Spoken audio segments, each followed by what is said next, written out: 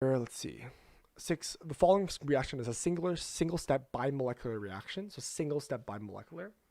So it's CH3Br plus NaOH. Write this down. CH3Br plus NaOH. Again, I've already seen this. I know from organic chemistry, CH3Br. I have a methyl.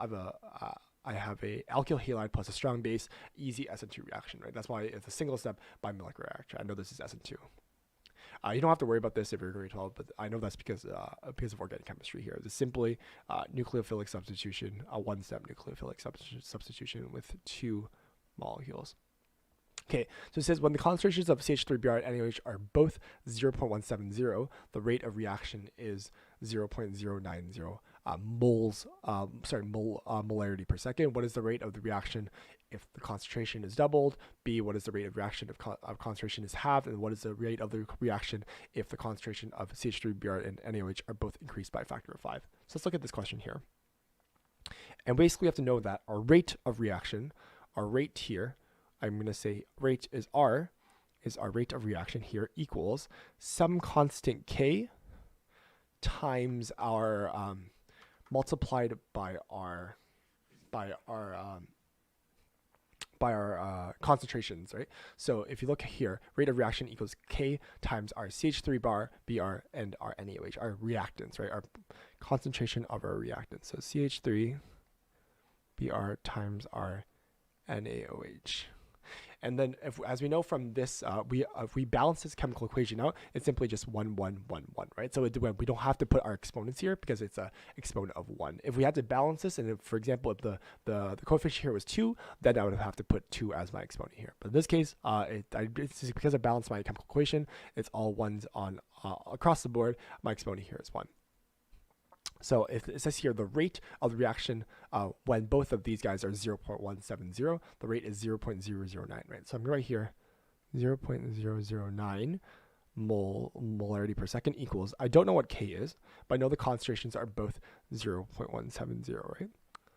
So I can multiply, actually let me use the other bracket here, 0.0170 molarity times 0.0170 molarity. And what I'm solving for is I'm solving for this K value, right? Because the K value is the constant. It does not change depending on my concentration. It does not change. It depends on the rate. It's a constant throughout this entire reaction. So I'm solving for this K value here.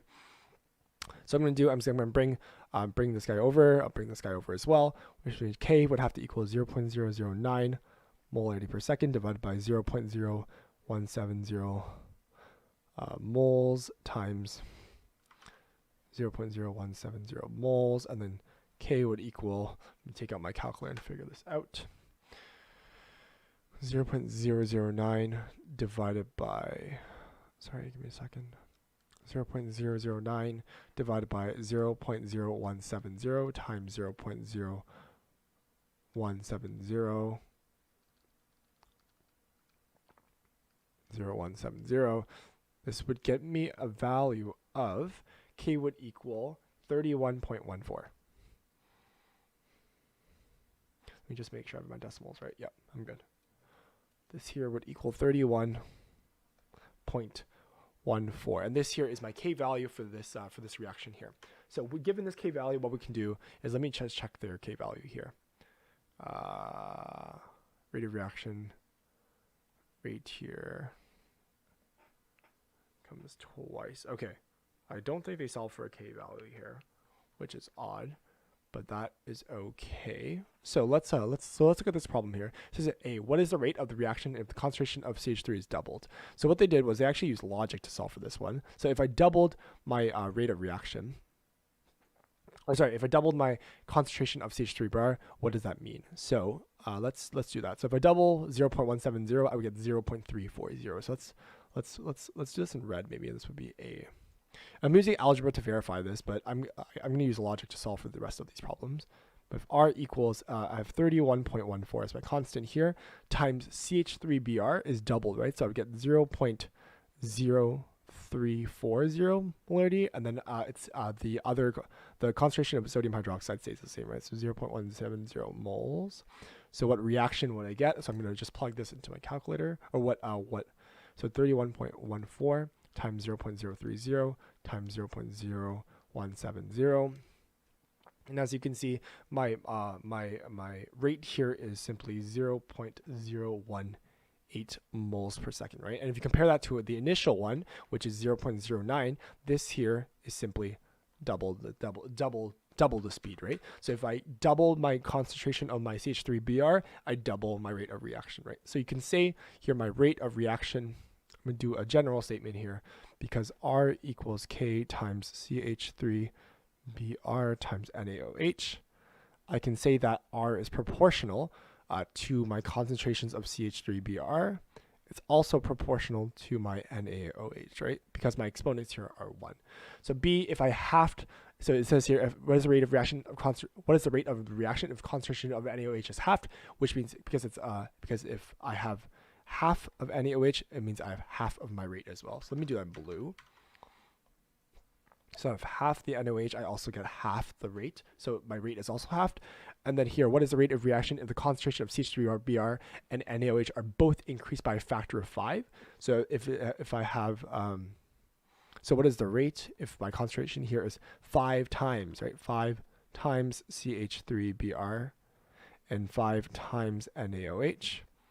So you can say if it's 5 times that, my rate here will be increased by a factor of simply 25, right? 5 times 5 here is 25. So 25 R would be 5 times this is bromide, methyl bromide, and 5 times NaOH. I'm simply just multiplying these two numbers together. So I would get 25 times the rate.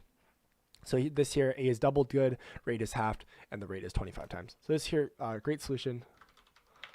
Solution is correct and great logic. So basically what I did was I used algebra to solve for my first one here, but you can always use your logic to solve for this rate of reaction questions, right? It depends on basically these exponents, right? If it's an exponent 1 or 2, then if it's 1, then obviously it's proportional. If it's 2, it's actually it's doubled, or it's actually to the power of. So if I double that, then I would if I doubled something in terms of this concentration here, the rate here would be 4 times as much. So it would be squared, right? 2 squared. So solution here is correct. Great logic. So solution here is correct.